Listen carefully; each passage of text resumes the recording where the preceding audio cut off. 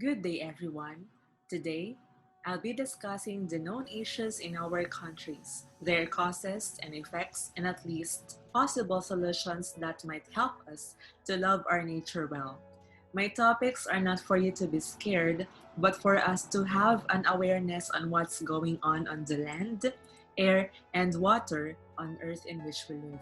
Some topics may be threat and heart pounding, but there are possible solutions that can somehow ease our nervousness. The first problem is the deforestation. Look at the pictures. Here is an evidence of deforestation.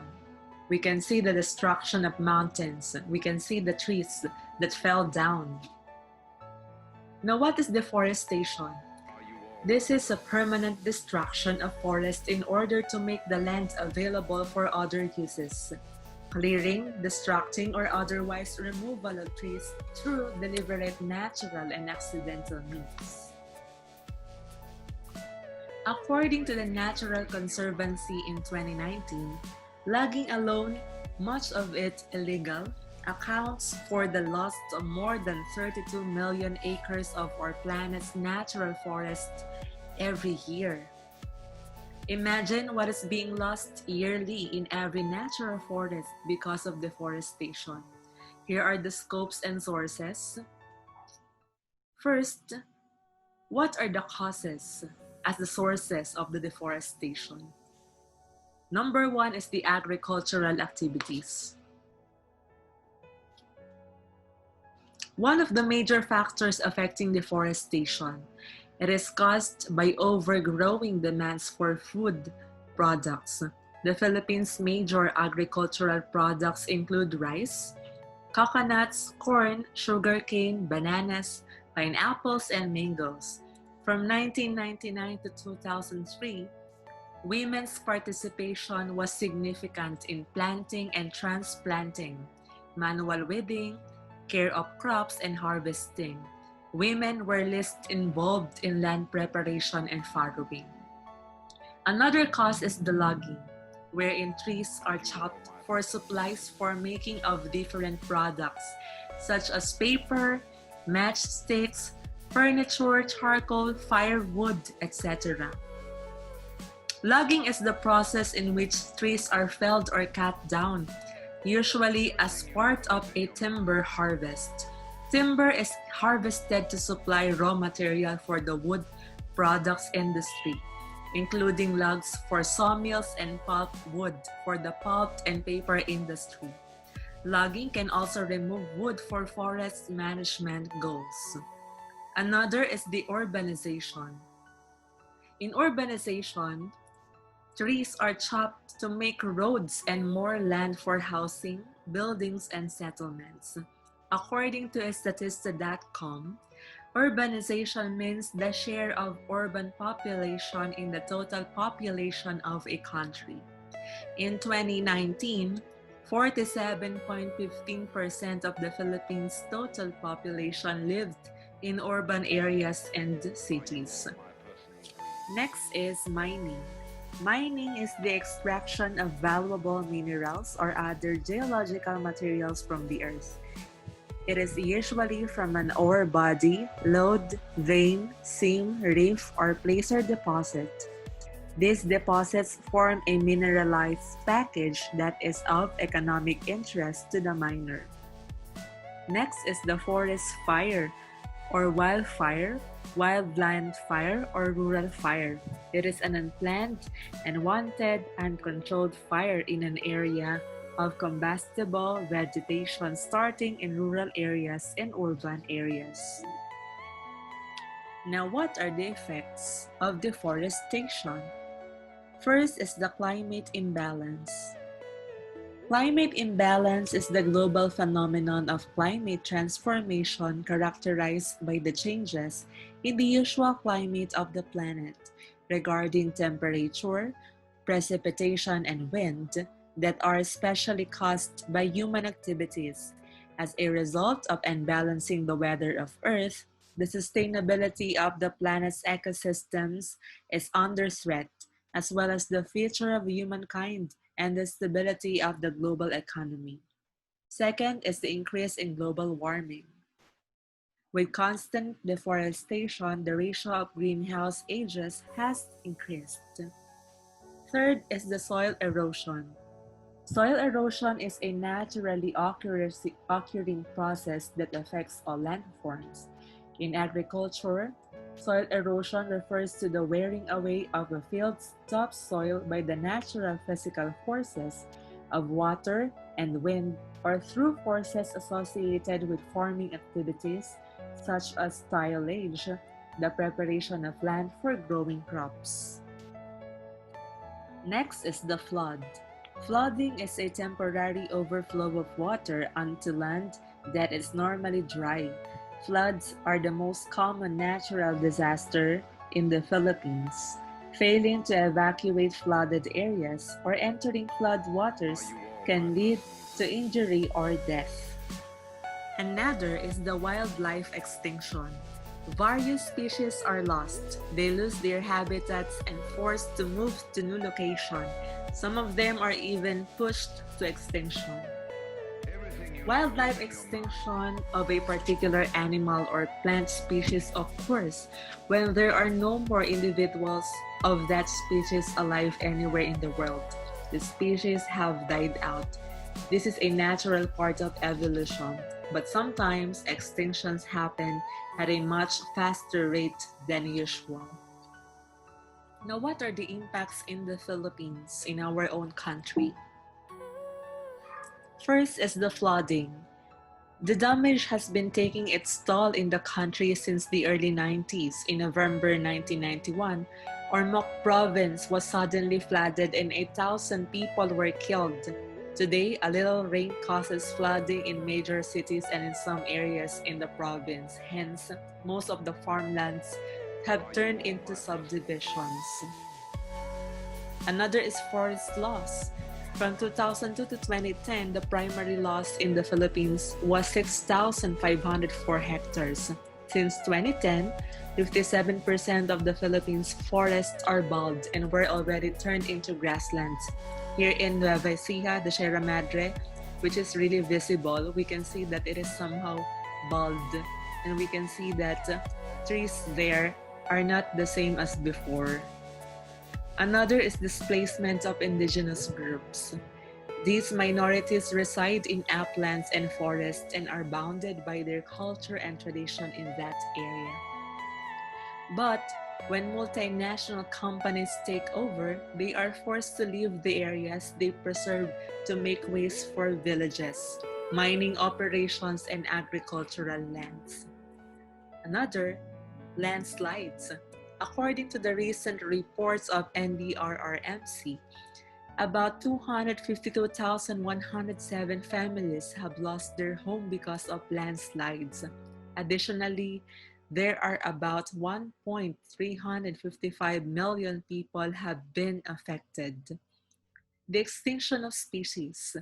In 2010, IUCN and BirdLife International listed Philippine eagles as critically endangered. It is estimated about only 600 eagles are left in the wild at the year 2015. Now, what are the possible solutions for the deforestation?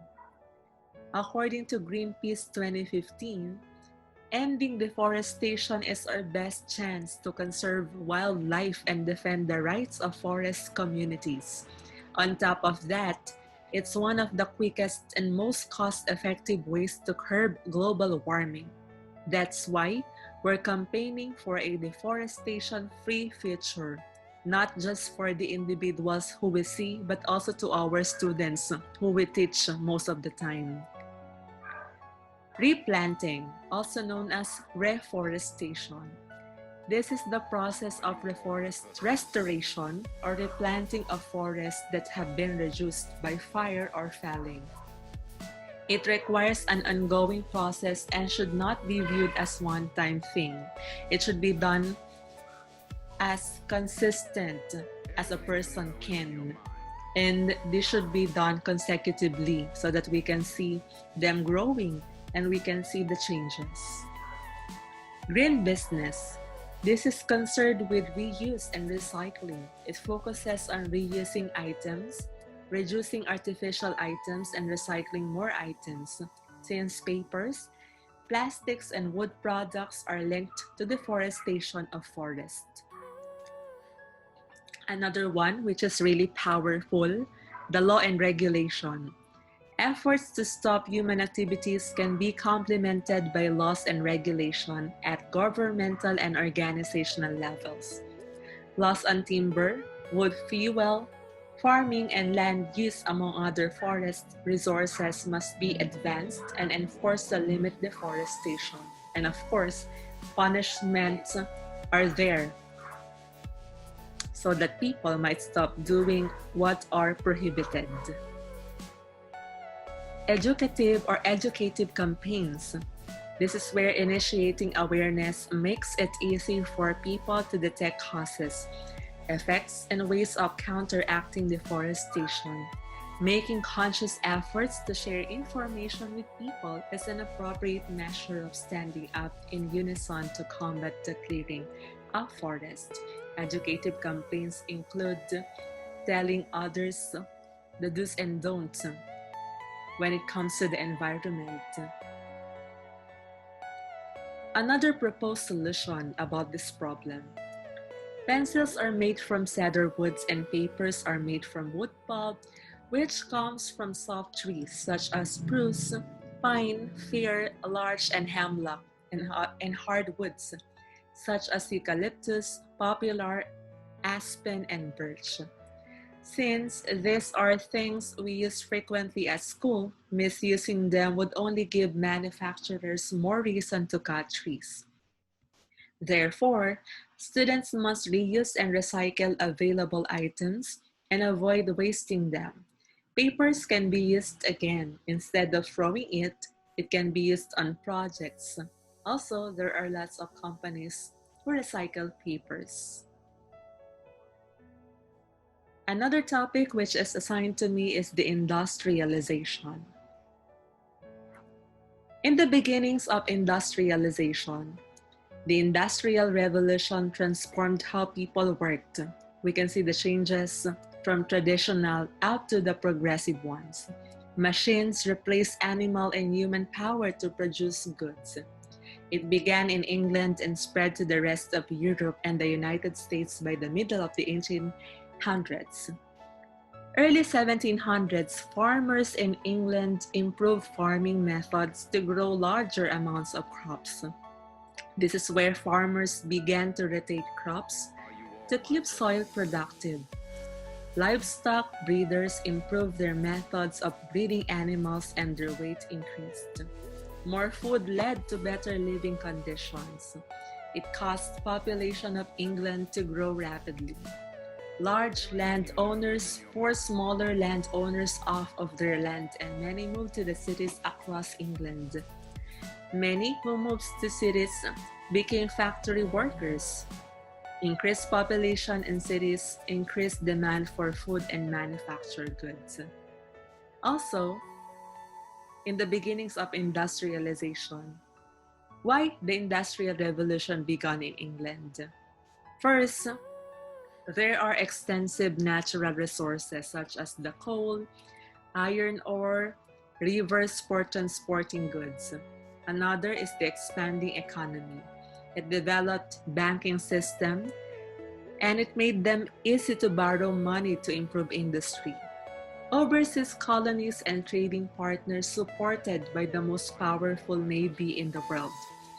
Parliament passed laws to encourage and protect businesses, and they had all the factors of production in terms of land, labor, and capital or wealth. Inventions also helped fuel industrial expansion. Textile or cloth industry was the first to be transformed. Inventions increased the work that could be done in one day. In 1733, flying shuttle developed that made weaving cloth easier. In 1764, the spinning wheel developed that increased production. In 1769, Arkwright water frame developed that used water power to drive these two machines. Textile manufacturers began to house all parts of production in factories built near rivers and streams. Cotton for textile mills came from the American South. In 1793, Eli Whitney invented the cotton gin to speed up production of separating cotton fiber from seeds. Steam power was developed by James Watt as a source of power to run factories. Steam power was also used to propel boats. In 1807, American inventor Robert Fulton's steamboat Claremont made its first successful voyage.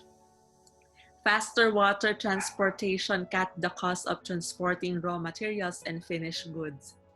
In early 1800s, Robert McAdam improves the way roads are built. Private investors build roads and charge fees to people using them. In 1804, first steam-powered rail engine. In 1821, first rail line built in England. By middle of 1830s, railroads connected many parts of England. Locomotive had four major effects. First, it gave manufacturers a cheap way to transport goods. Second, it created thousands of new jobs. Third, it boosted agriculture and fishing industries. It made it easier to transport these products to markets. And it encouraged people to take distant city jobs. Industrialization led to an increased standard of living.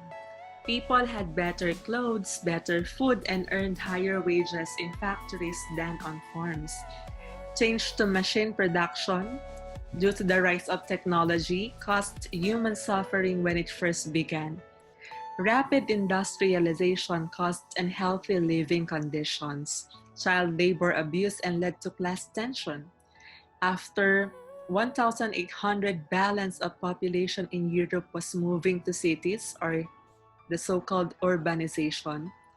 In 1800 to 1850, the number of cities with more than 100,000 people went from 22 to 47. Most urban areas doubled in size.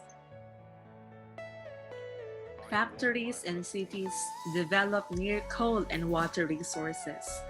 Poor sanitation, no building codes, lack of education, police and fire protection were major problems in cities. So as we can see, problems occurred during these days.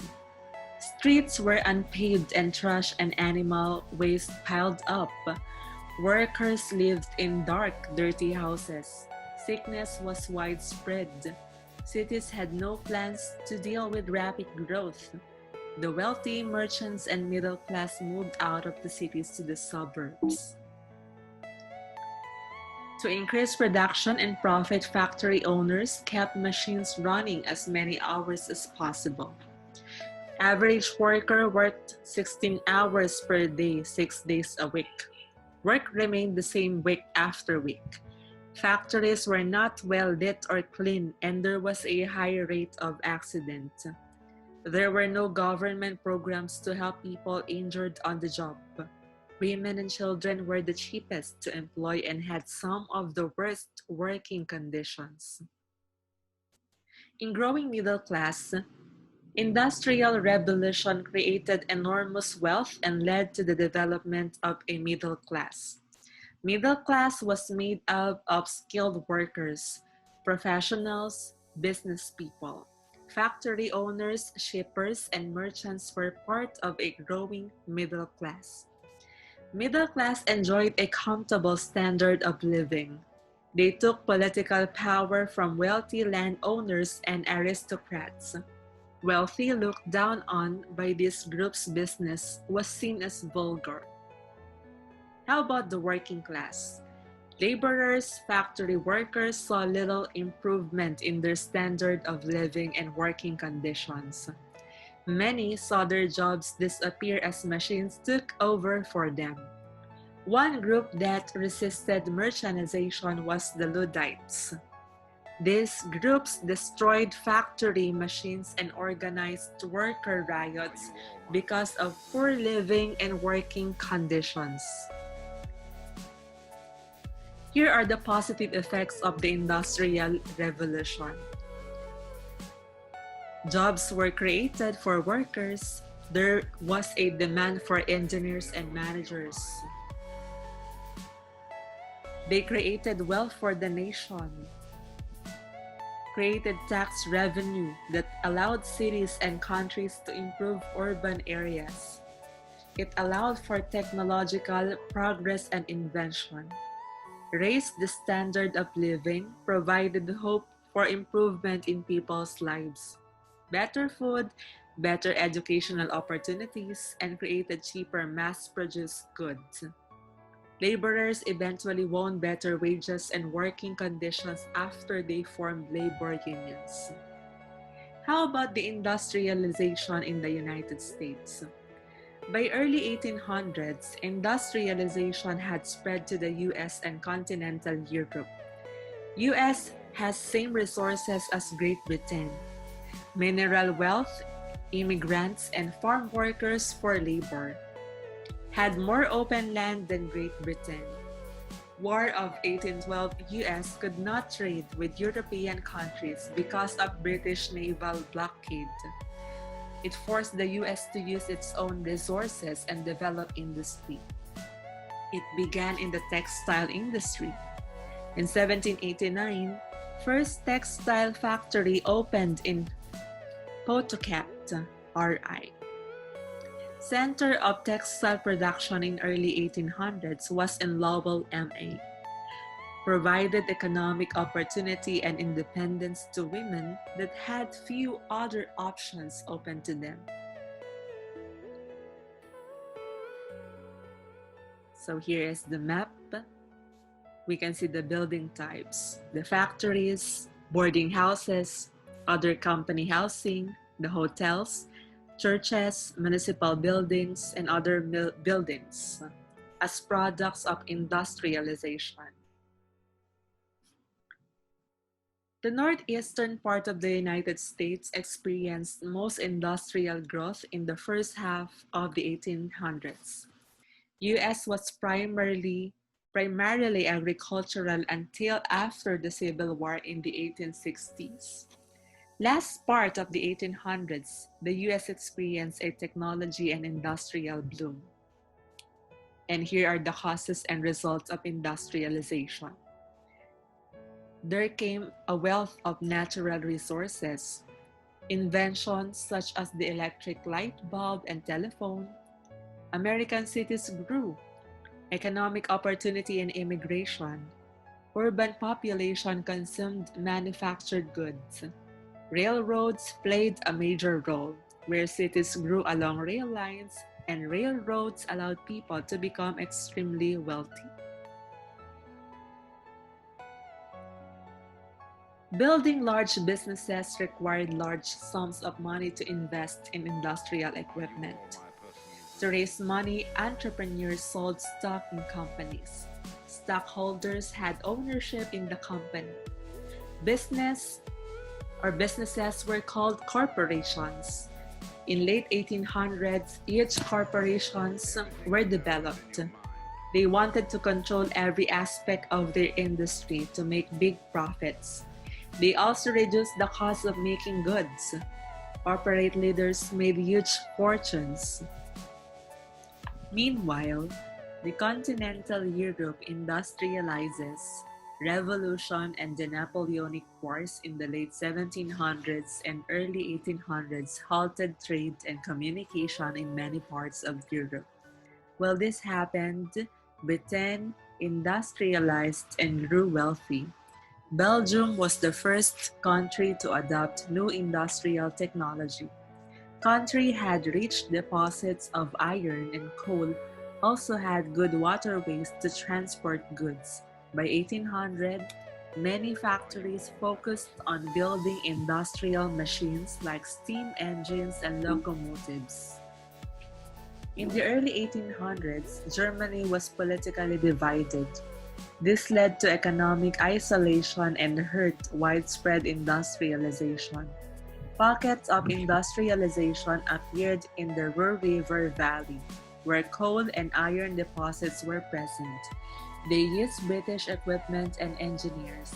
By 1850, railroads connected the major industrial centers and major coal and iron deposits. Germany's economic strength allowed it to develop as a military power by the late 1800s. Here is the map, which shows the Industrial Revolution on the continent. The major developments took place in Germany and in the coastal areas along the English Channel, where there were better natural resources or pools of labor. Here are the impacts of industrialization. It widened the gap between wealthy and poor nations. It led to imperialism or policy of extending rule over other countries by industrial countries. Industrial countries needed raw materials from other parts of the world to supply factories' policy of extending rule. Industrial countries needed markets for their products. Revolutions in industry, communication, and agriculture changed lives of people in Western Europe and the United States, changed every aspect of society from life expectancy, population, wealth, and health. Development of middle class led to greater opportunities for education and democratic participation. Now, let's move on to reform and progress in the industrial world.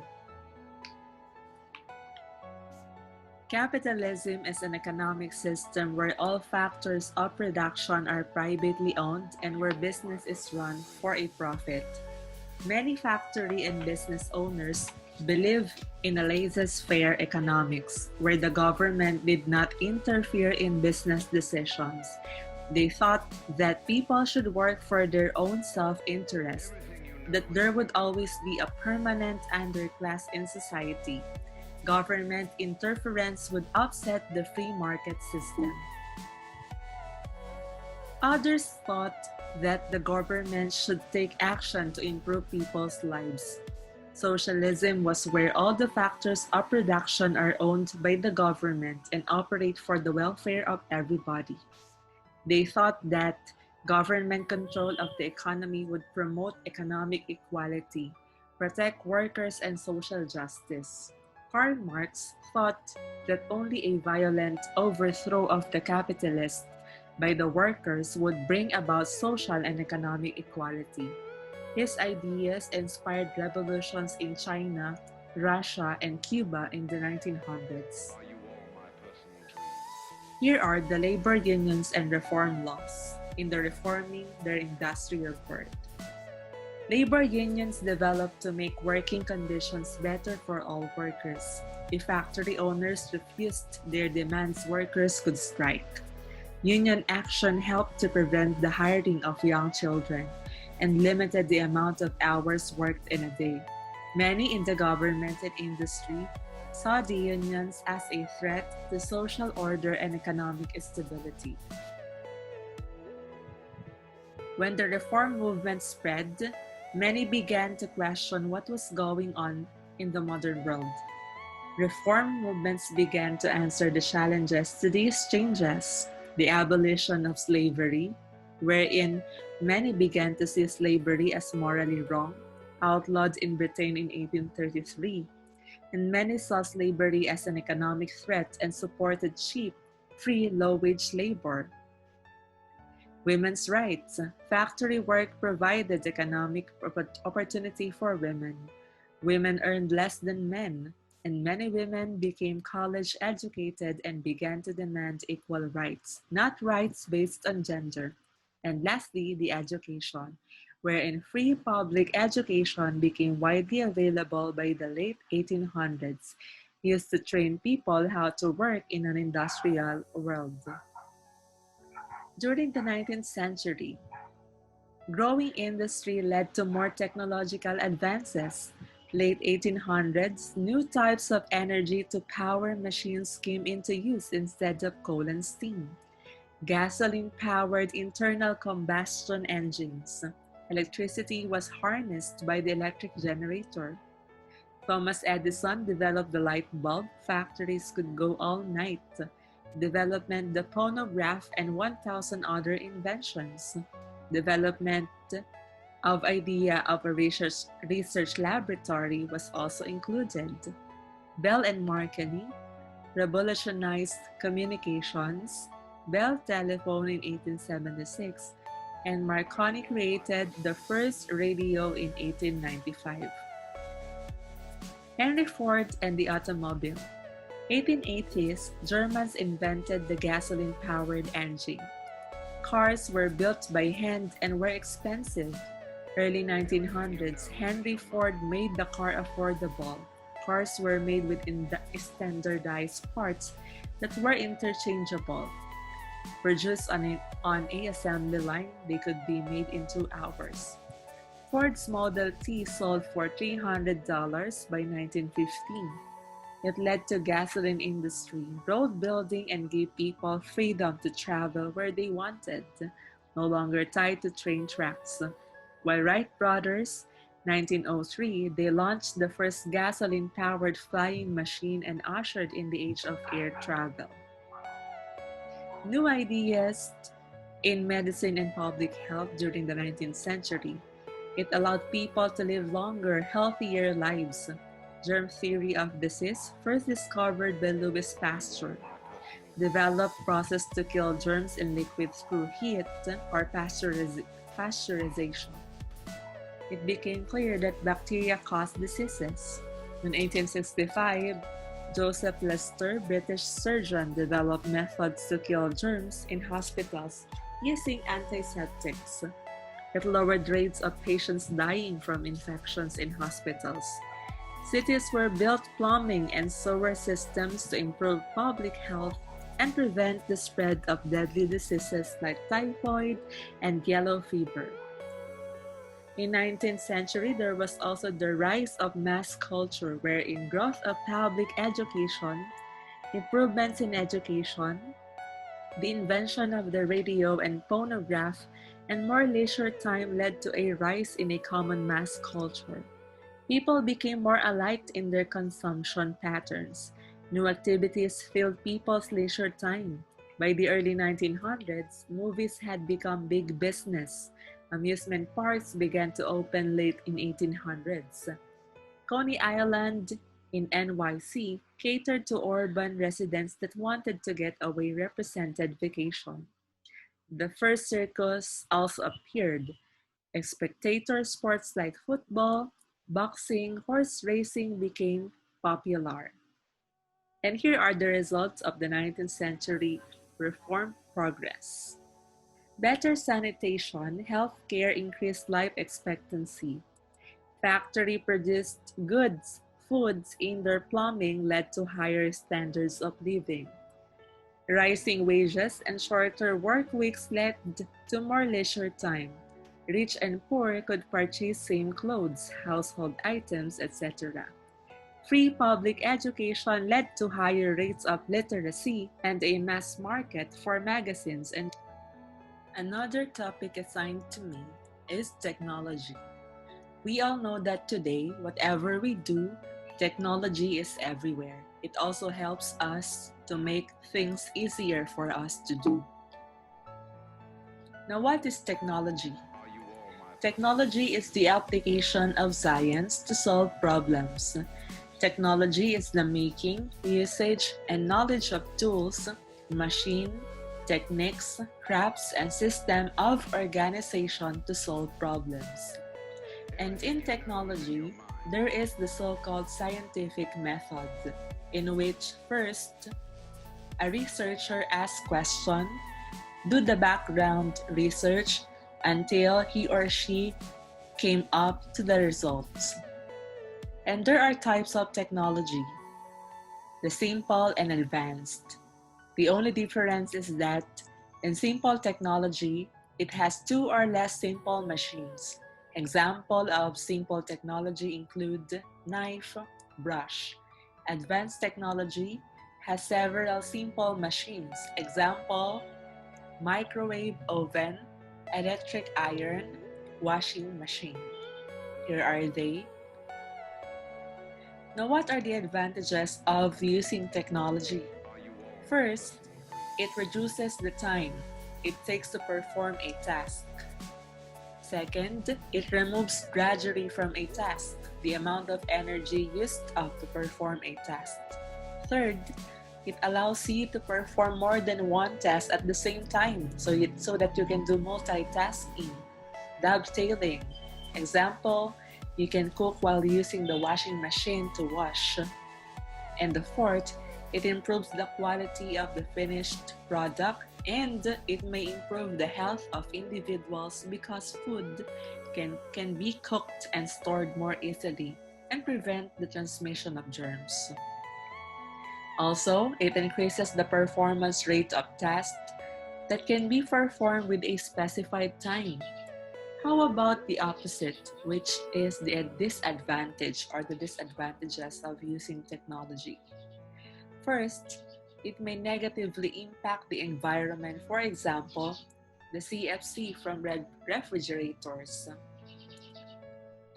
Second, technology some cause unemployment as machine replaces human labor. Third, technology can cause individuals to become inactive because the use of the devices does not require much energy to be expended.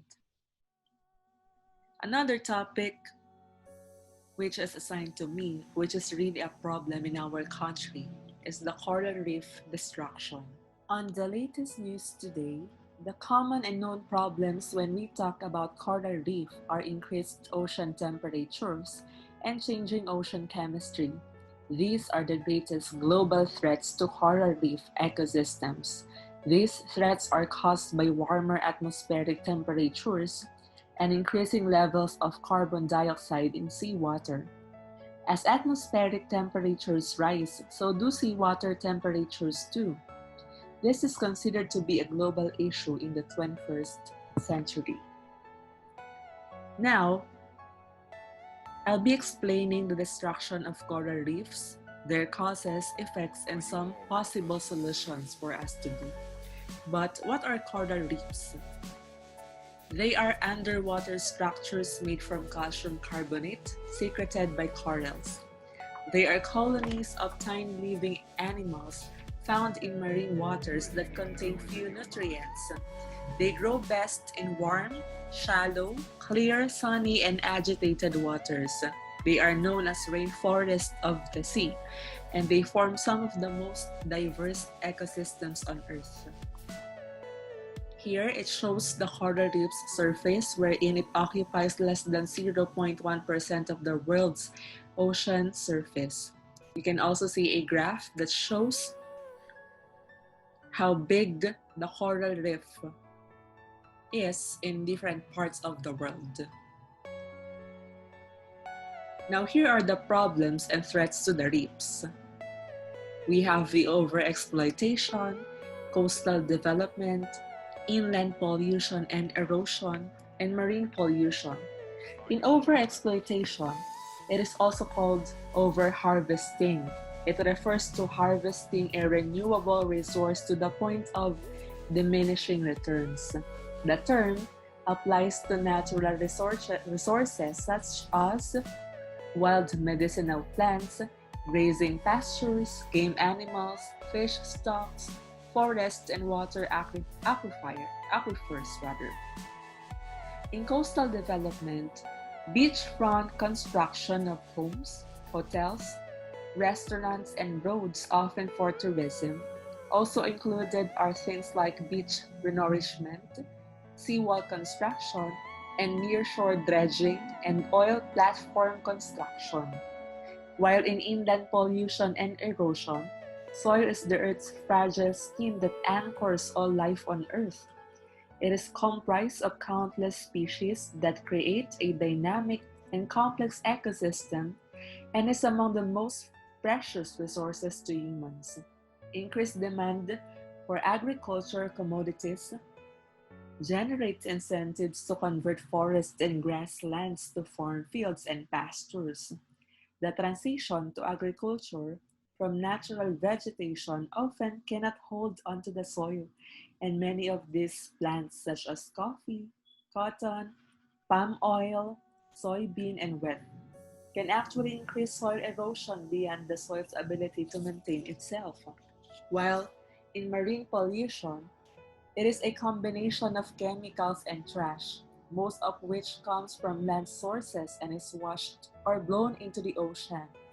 This pollution results in damage to the environment, to the health of all organisms, and to economic structures worldwide.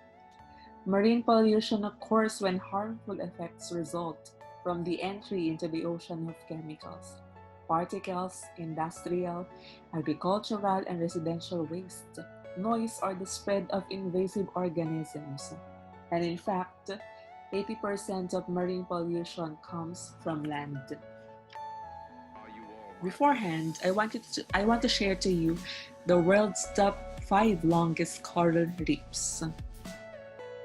Indeed, that our world is really blessed of having these longest coral reefs. The 5th longest coral reef is known as Florida Reef, which has a length of 200 miles and is found in Atlantic Ocean and Gulf of Mexico near Florida. The 4th is the Mesoamerican Barrier Reef. Its length is 585 miles and its location is in Atlantic Ocean. The 3rd is the New Caledonia Barrier Reef. Its length is 932 miles. It is found in Pacific Ocean near New Caledonia. The 2nd is the Red Sea Coral Reef, which has a length of 1,180 miles and is found in the Red Sea near Israel, Egypt, and Djibouti. And the first longest coral reef in the world is the Great Barrier Reef, which has a length of 1,553 miles and is found in Coral Sea near Australia. While in the Philippines, the largest coral reef is known as Tubataha Reef. In fact, the Tubataha Reef Marine Park covers 96,828 hectares, including the North and South Atolls and the Jessie Bisley Reef. It is a unique example of an atoll reef with a very high density of marine species. The North Islet serving as a nesting site for birds and marine turtles. The site is an excellent example of a pristine coral reef with a spectacular 100-meter perpendicular wall, extensive lagoons, and 2 coral islands. It is located and is found in the Sulu Sea. Now, what are the importance of having reefs? First, reefs are very good in sustaining tropical marine ecosystems. Tropical sustainability.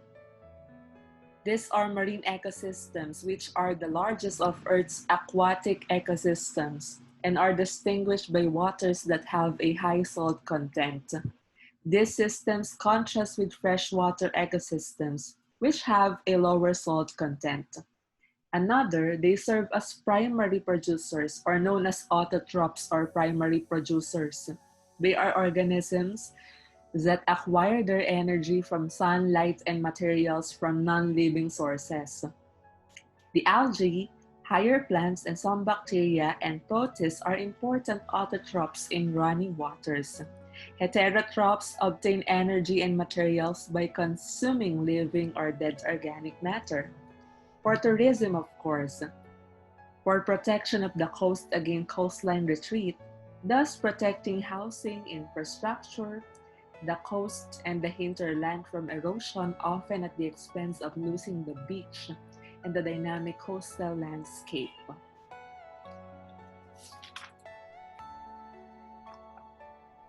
Now, here are the possible solutions and the causes and effects of the coral reef. Let us now talk about them.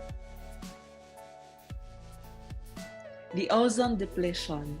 Although corals have a natural sunscreen to protect themselves from the tropical sun, most scientists believe that increased levels of ultraviolet radiation damage coral in shallow areas, which can lead to coral reefs are highly sensitive to increase in temperature and then cause coral bleaching.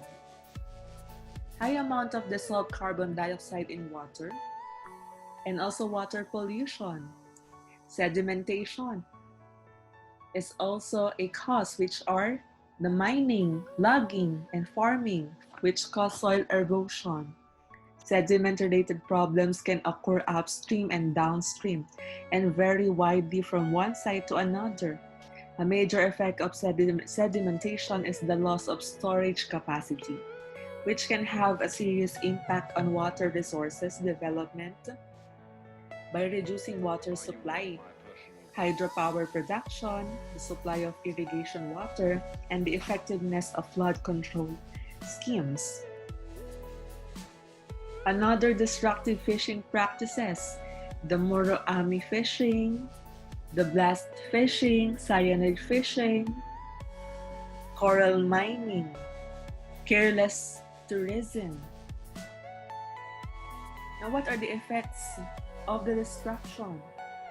The end of habitats, demise of economy, loss of natural coastal protection, killing the hope for cure. How are we going to save them, the coral reefs? Philippine government solution are banning of cyanide fishing, banning of blast fishing, banning of collecting and exporting corals, and the Republic Act 8550, the Philippines Fishery Codes of 1998, which includes gathering, harvesting, collecting, transporting, possession, sale, exporting, use of corals as materials in buildings, other man-made structures of ordinary corals either in raw or processed form in any quantity is really prohibited. That is according to Section 5 of this Fishery Code. Section 6 states that the Minister of Natural Resources may issue a gratuitous permit to duly established and recognized research and educational institutions to gather in limited quantities any coral for scientific or educational purposes only, while Section 7 states that the Minister of Natural Resources may issue a special permit to only one person or corporation for a limited period to conduct experimental collection of precious and semi-precious corals. While the Republic Act 8550, an act providing for the development, management, and conservation of the fisheries and aquatic resources, integrating all laws pertinent thereto and for other purposes. It states the safety and quality standards on aquatic organisms and fishery products for domestic consumption and international trade. Other solutions are here.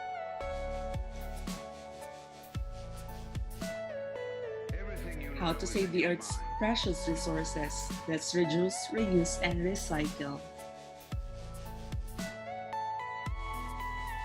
Let us always remember that the Philippine coral reefs, it is the 5% equivalent to just around 1,000 square kilometers of the country's total reef area.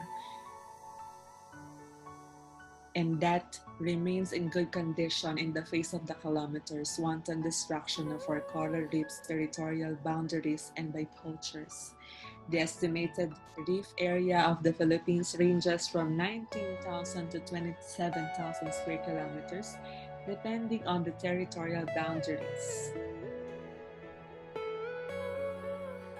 As I have said earlier, there are issues in terms of fishing because most of the people use illegal fishing that really destruct the coral reefs. Here are the fishing methods that they always use. The antiquated fishing method, wherein in biblical times, they are mentioned in a couple places in the Old Testament. Fish hooks were often called angles, which is where the term angler comes from. Today, most Fishing line is made of manufactured materials like nylon. Early fishing line was made from natural materials including silk, flax, hair, and gut. Early fishing hooks were made of metal, bone, and wood, but were not as strong or sophisticated as they are now. Today we have very small but strong hooks. Ancient hooks were not as small or as strong. The kayakas, or the moroami or karakas, is the Japanese-inspired fishing techniques that once devastated the fragile marine life of our country. The moroami fishing, known as reef hunting, is one of the cruelest, most cataclysmic forms of illegal fishing that destroys the coral reefs and exploits children. What are the effects of moroami fishing? Moroami fishing is knocking the coral reefs for the fishes to get out. When they do this, think the coral reefs will be destroyed, causing the fishes to have loss of home. It also destroys corals. It pollutes the water. It kills some of the fish. It disturbs the marine ecosystem. It exploits children who are used to handle bombs and big nets. Dynamite fishing is one of the methods of catching fish. This is an activity using an explosive device that kills many fishes and other creatures under the sea. The effects in nature: the destruction of the coral reefs, more endangered marine species, and to human, it is really toxic to the human body, and many people can lose their jobs. The illegal trawling fishing. What is trawl fishing? It is a pass fish net towed through the water by a special ship called a trawler. It is designed to catch fish such as cod, haddock, banded sea perch, and other marine life. Coral degradation through destructive fishing practices. All fishing methods affect coral reefs, but destructive fishing practices are further exacerbating the pressures facing reefs around the world.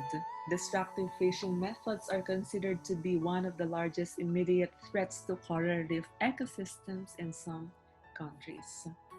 I hope all of these problems can be addressed as soon as possible. And if we do that, problems on Earth can be lessened and we can love our environment more. Thank you for listening. That's all. Thank you very much.